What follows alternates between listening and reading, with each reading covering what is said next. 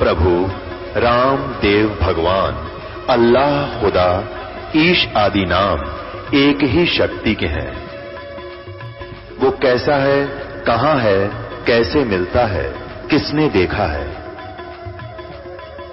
ये प्रश्नवाचक चिन्ह पूर्ण रूप से हटाने के लिए अवश्य सुनिए जगत गुरु तत्वदर्शी संत रामपाल जी महाराज के अमृत वचन। वहां लेकर आया और उसकी चूं चूं को, उसमें जो चरचों की आवाज आ रही थी उससे घोड़ी बेदक गई और 1 किलो 200 फुट जाकर डटी। अब दरोगा जी ने उस किसान पर डांट लगाई कि किसान ये चूं चूं बंद कर दे, मेरी घोड़ी डरती है। अब किसान ने वो रेट रोक दिया, बैल रोक दिए। अब वहाँ से जब वो घोड़ी को निकट लाया, क्योंकि वहाँ मरुस्थल ये बालू रेत सूखी जमीन थी, जब तक वो घोड़ी वहाँ लेकर आया तो वो पानी था वो जमीन ने पी लिया। अब उस दरोगा जी ने कहा कि किसान पानी निकाल। किसान ने बैल हाँक दिए, वह फिर चुर्र चूं हुई, घोड़ी फिर डांक मारेगी, 200 फुट फिर जाकर डटी। अब उस दरोगा जी ने फिर कहा किसान इस चूं चूं को बंद कर। उसने बैल रोक दिए, वो फिर निकट लाया तो वह फिर जल नहीं। कहा जल निकाल, उसने फिर वो बैल हाँक दिया, चूं चूं करके घोड़ी फिर भागी। अब किसान कहने लगा दरोगा जी जब पानी पीना आती चूं चूं में पीना पड़ेगा ना, दोनों मरोगे तुम। पानी इस चूं चूं तो ही मिलेगा तुमने, ची चूं ते। तो पुण्यात्माओं इस काल में आपने या ची चूं ला रखी है, ये टेंशन समस्याएं और इतना बिजी बना रखा है एक पेट के लिए इस प्राणी को। स्वभाव बन गया इस मन का, गढ़ा धन जोड़न का, बड़ी कोठी बनाने का है, और उसकी खातिर सारा दिन धक्के खाता फिरे। एक बार ईंटें लेनी थी हमने, एक भट्ठे के मालिक के घर चले गए दोपहर ने 12 बजे। पता लगा कि वो तो भट्ठे पर गए हुए हैं और वहाँ उनकी कोठी बहुत बड़ी कोठी बना रखी, उसमें एसी लग रहे, कूलर लग रहे। तो हम फिर उस भट्ठे पर जाना पड़ा, उससे एक संपर्क साधना था। तो 1 बजे और वो चढ़ रहा भट्ठे के ऊपर, आग दे रखी उसमें और वो गर्म दोपहर में। उससे मिले, बात हुई। फिर वो कहने लगा मैं तो शाम में 5 बजे बाद जाता हूँ यहाँ से, सुबह आ जाता हूँ 8 बजे। बता चाट ले उस कोठी ने, सारी दोपहरी तोड़ा झोपड़ी में काट रहा है और कोठी बना कर दुनिया में दिखा रहा है। तो ये स्थिति है इस जीव की। अब परमात्मा कहते हैं यदि हम देखो पुण्यात्माओं, परमात्मा कितने दयालु आपके लिए। आप जी को यहाँ बुलाते हैं, ये अमृत ज्ञान सुनाते हैं जो पृथ्वी पर नहीं सुनने को मिल सकता, और यहाँ कितनी सुविधा आप जी के लिए करवा रखी है। और यहाँ आने में भी कोई आनाकानी मानता है तो वो कति भक्तिहीन प्राणी है, उसकी रजा नहीं भगवान। अपने पेट के लिए कहाँ उस देखो उस कितना पैसे वाला व्यक्ति भी वहाँ पड़ा था खेतों में भट्ठे पर, तो यहाँ तो कुछ भी कष्ट को नहीं। तो इसलिए परमात्मा के लिए यदि हमने थोड़ा बहुत कष्ट उठाना भी पड़ जाए तो बिल्कुल मन में जो है आलस नहीं होना चाहिए। परमात्मा कहते हैं नर संसारी लगन में दुख सह करोड़, और जो परमात्मा के लिए जितना सह उतना ही थोड़ा। अब जैसे किसी को कहते हैं चलो जी सत्संग में आओ, जी सत्संग में चलो, सत्संग बराबर वाला इशार में, तो वो कहते हैं टाइम को ना फिर देखेंगे। उनको टाइम क्यों नहीं कि उनको ये लगता है कि कहीं मेरा नुकसान ना हो जावे, माया थोड़ी जोड़न पाऊं। परमात्मा कहते हैं राम नाम कड़ुआ लगे, राम नाम कड़वा लगे ये मीठे लगे दाम, दुविधा में दोनों गए भाई माया मिली ना राम। एक आदि घटना पुण्यात्मा हृदय को छू जाती है और आजीवन याद रहती है, और जिस कारण से परमात्मा की भक्ति में रुचि दृढ़ होती है। एक समय मेरे पूज्य गुरुदेव जी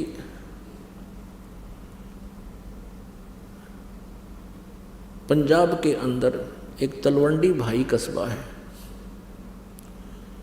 फिरोजपुर जिला में, उनका मेन आश्रम वहाँ था। मोघा में भी था, खन्ना में भी था, लेकिन वो ज़्यादातर वहीं रहा करते थे। उसके बाद हमारे पूज्य गुरुदेव जी का जो वो तो सतलोक चले गए, उसके बाद इस दास को आदेश दे दिया था। उससे पहले ही 3 वर्ष पहले ही मुझे आदेश दे दिया था इस दास को उपदेश देने का और ये परमात्मा का गुणगान करने का। उसके बाद वहाँ हम सत्संग करने जाने लगे। जब हमारे पूज्य गुरुदेव जी सतलोक चले गए, वहाँ दूसरे रविवार को सत्संग किया करते थे। तो वहाँ हमारे गुरुदेव जी के जो शिष्य थे, उनका कोई रिलेटिव आ गया अपने पूरे परिवार समेत। कोई बूढ़िया की मृत्यु होगी वहाँ पर, एक वृद्धा की, उसके शोक व्यक्त करने के लिए। अब शुक्र ने वो आया, शनिवार को जाने लगा शाम को।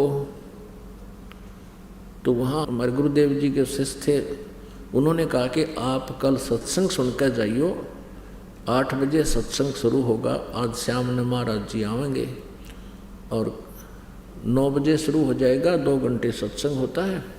आप फिर चंडीगढ़ चले जाना। उसने चंडीगढ़ जाना था। तो वो कहने लगा कि मुझे बहुत ज़रूरी कार्य है, एक पार्टी आवेगी जिससे मेरा एक एग्रीमेंट होना है। कोई ठेकेदारी का काम करता था और उस एग्रीमेंट में मुझे लगभग 5 लाख रुपए का बेनिफिट होगा और मेरा जाना घना जरूरी है। तो उन्होंने कहा कि आप कल चले जाइयो, 11 बजे 12 बजे चलोगे तो 4 बजे तक पहुंच जाओगे। चंडीगढ़ कौन सा दूर है, गाड़ी आपके पास है। वो कहने लगा नहीं नहीं आपको नहीं पता, उनके आने के लिए मैंने पहले व्यवस्था करनी है, होटल बुक कराना है, ये करना है। अब वो माना नहीं। शनिवार शाम को वो चल पड़ा।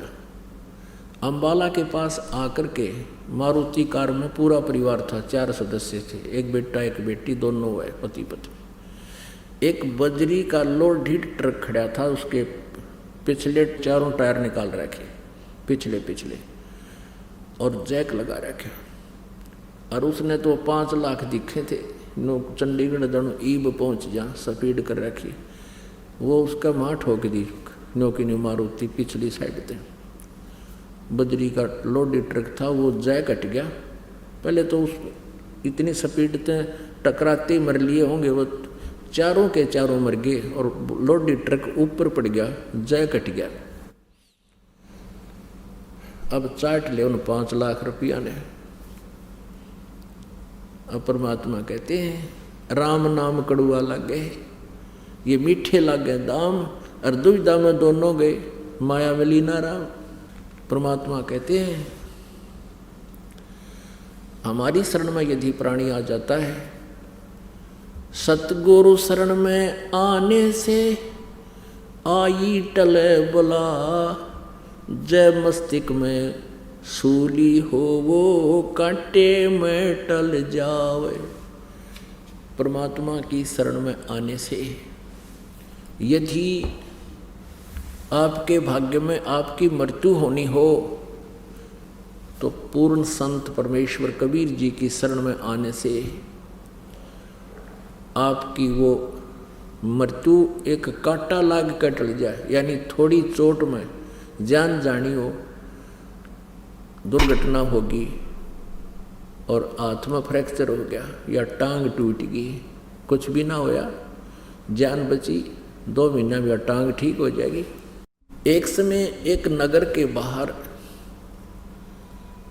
आश्रम था। पुण्यात्माओं परमात्मा कहते हैं गोता मारूं स्वर्ग में, जा बैठूं पाताले, कह कबीर ढूंढता फिरूं अपने हीरे मोती लाल।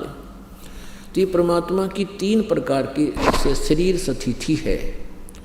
जैसे ऋग्वेद मंडल नंबर 9 सूक्त नंबर 1 के मंत्र नंबर 8 और 9 में कहा कि वो परमात्मा सबके पापों का हरण करने वाला और तेजो में शरीर को प्राप्त होता है। उसका बहुत सुंदर शरीर है और उस परमेश्वर की 3 सतिथि हैं शरीर की। एक तो सतलोक में है वो परमात्मा, वह स्थिर है, वो वहाँ स्थायी तौर पे वहाँ रहते हैं। तो वहाँ उनका शरीर 1 रोमकूप में करोड़ सूर्य करोड़ चंद्रमा मिला दे इतनी रोशनी सतपुरुष की सतलोक में है। इतनी शोभा है उस परमेश्वर की। और मनुष्य दृश्य है वो परमात्मा। ये आज तक जितने भी पंथ में ऋषि ये जितने सतलोक के गुण गाने वाले राधा स्वामी धन धन सतगुरु ये तेरे सारे जो जय गुरुदेव वाले हैं ये सारे कति झूठा ज्ञान रखते हैं। परमात्मा को निराकार बताते हैं सतलोक में, वहाँ तो चेतन ही चेतन है, वहाँ पर परमात्मा है ही नहीं। और मोक्ष प्राप्त आत्मा सतलोक में निराकार परमात्मा में ऐसे समा जाती है जैसे बूंद समुद्र में। कोई बात हुई? अब किसी को कोई कहे कि चलो समुद्र में डूब कर मरांगे, होगा कोई तैयार? वहाँ भगवान है नहीं, आम के टिंडे लाएंगे वहाँ पर, फिर क्या करेंगे जाके? भगवान के लिए तड़पते फिरते हैं। मूर्ख बना रखा है इन्होंने, ये काल के दूत थे सारे। तो एक तो वो स्थिति है और दूसरी स्थिति ये है कि वो नवजात शिशु का रूप धारण करके एक युग में एक ऐसी लीला करता है जैसे बनारस में की सतयुग में परमात्मा कबीर जी ने। और धीरे धीरे बड़े होते हैं लीला में, शरीर में नवजात शिशु धारण करके आते हैं। फिर बड़े होकर के छोटे ही आयु से 5 वर्ष की आयु से ही बड़े बड़े विद्वानों के छक्के छुटा देते हैं और एक तत्वदर्शी संत की भूमिका स्वयं करते हैं और एक अच्छे नागरिक की भूमिका भी करते हैं, एक अच्छे भक्त की का रोल भी स्वयं ही करते हैं, तत्वदर्शी संत की भूमिका भी स्वयं करते हैं। और हमें उदाहरण छोड़कर जाते हैं कि ऐसे रहो, समर्पित रहो परमात्मा पर, ज़्यादा संग्रह संचन में समय व्यर्थ मत करो। ये दूसरी स्थिति। और तीसरी स्थिति जैसे धर्मदास जी साहब को आकर मिले ऋग्वेद मंडल नंबर 9 सूक्त नंबर 86 के मंत्र 26-27 में, ऋग्वेद मंडल नंबर 9 सूक्त 82 के मंत्र 1, 2, 3 में, ऋग्वेद मंडल नंबर 9 सूक्त 20 के मंत्र 1 में, ऋग्वेद मंडल नंबर 9 सूक्त 96 के 16 से लेकर 20 तक 21 तक, इन मंत्रों में विशेष रूप से ये कहा कि वो परमात्मा सतलोक में रहता है और वहाँ से गति करके आता है और अच्छी आत्माओं को मिलता है, अच्छी आत्माओं को, और उनको ज्ञान से परिपूर्ण करता है, यथार्थ ज्ञान देता है। तो वो परमात्मा ऐसी लीला कौन करते हैं? कबीर देव जी, कबीर साहब। वो कबीर साहब जी किन किन को मिले हैं? आदरणीय धर्मदास जी को, आदरणीय मलुकदास जी को, आदरणीय दादूदास जी को, आदरणीय नानक साहिब जी को, आदरणीय गरीबदास साहिब जी को, आदरणीय घीसादास साहिब जी को, आदरणीय नामदेव साहिब जी को, और भी बहुत से संतों को मिले। लेकिन हम इतना ही जो वेल नोन है उनके बारे में आपको जानकारी देंगे जिससे आपको विश्वास शीघ्र होगा। और इसके अतिरिक्त जब चाहे जहाँ परमात्मा आ जाते हैं। कुछ दिन पहले क्या होता था कि ये गांव में, नगरों में कहीं कहीं उनकी यादगार बनी हुई है और वहाँ के अक्षेत्र के व्यक्ति कहते थे यहाँ एक साधु रहा करता था, उसने अपना भेद नहीं दिया, कहाँ से आया था, कहाँ का उनका जन्म था, कभी वो नहीं बताते थे। तो वो परमात्मा आते थे और भक्ति की स्थिति को बनाए रखने के लिए, परमात्मा में आस्था बनाए रखने के लिए परमात्मा कुछ समय आते रहते हैं,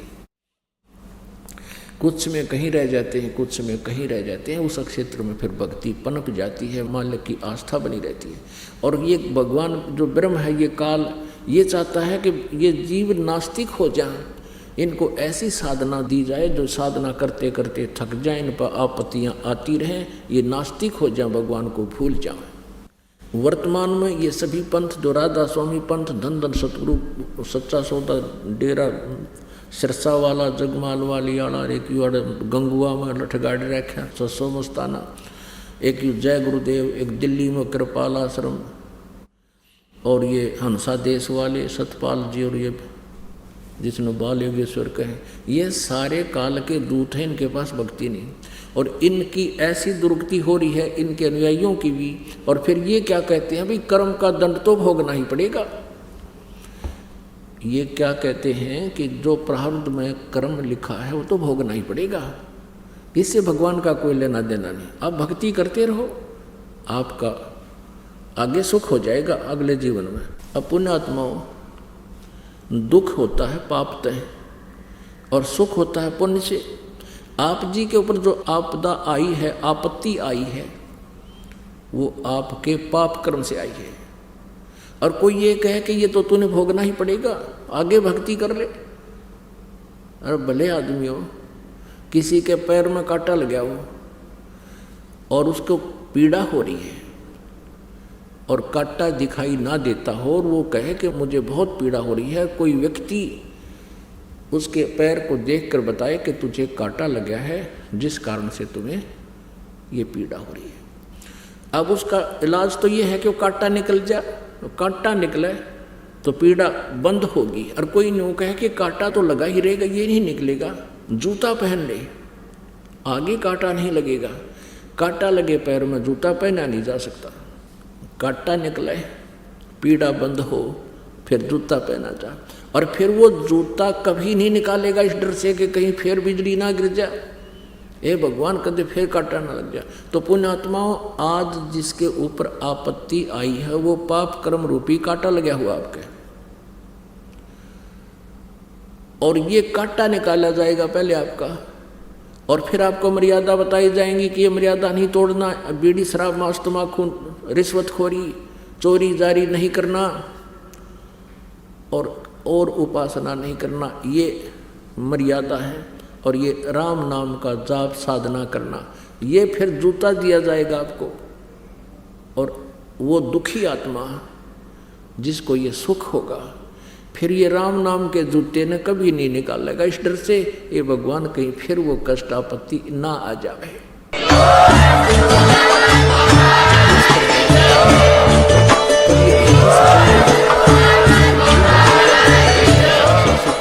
आप सुन रहे थे जगत गुरु तत्वदर्शी संत रामपाल जी महाराज जी के मंगल प्रवचन। अधिक जानकारी के लिए विजिट कीजिए हमारी वेबसाइट www.jagatguruRampalji.org। संत रामपाल जी महाराज जी के शुभ आशीर्वाद से पूरे विश्व भर में 500 से भी ज्यादा नाम दीक्षा केंद्र हैं, जिन पर संत रामपाल जी महाराज जी द्वारा ऑनलाइन निःशुल्क नाम दीक्षा दी जा रही है। अपने नजदीकी नाम दीक्षा केंद्र का पता करने के लिए संपर्क करें 8222880541। जो कष्ट में थे आज सुख मिल गया।